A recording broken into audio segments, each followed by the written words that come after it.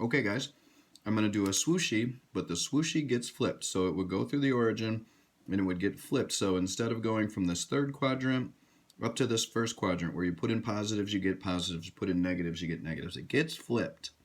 So it would look like this. After the flip, it goes up 4. So this point at the origin is going to go up 4. 1, 2, 3, 4. And then I'm going to graph a negative swooshy. Normally I go 1 right and I go 1 up, but in this case it'll go 1 up, 1 over, and 1 down. 1 back and 1 up. If you go 2 with a to the third power kind of a function, a cube function, it's going to go down 8. 1, 2, 3, 4, 5, 6, 7, 8. This will go up 8. So I'll go over 2. It's 1, 2, 3, 4, 5, 6. I'm out of dots, so I go all the way up there. Here is a sketch of the graph f of x equals negative x to the third plus 4. Normally swooshies are increasing. This got flipped and became decreasing and then went up 4. This is the parent function y equals x to the third.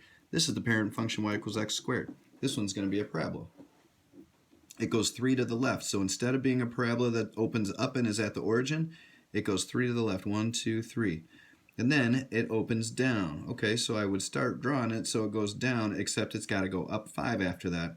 So I'm going to go 1, 2, 3, 4, 5. There is my point, which is no longer a minimum, it's a maximum. This went 3 left, it opened down, and it went up 5. So I go over 1, I go down 1. I go over 2, I go down 4. I go over 3, I go to 9. You guys know how it goes, so there is the graph of my parabola. This last one, 1 over x. Okay, 1 over x, that is the one that you can't put in 0, so you get a vertical asymptote, you get a horizontal asymptote, and you get what's called a hyperbola for this rational function. If it's going to have a negative, that means this gets flipped down and this gets flipped up. But then everything goes up 3. You guys, if everything goes up 3, the asymptote goes up 3. Okay, so instead of not being able to put in a 0, I'm going to go at 1, 2, 3. I'm not supposed to be able to get a 3. So I'm going to put y equals 3 right there.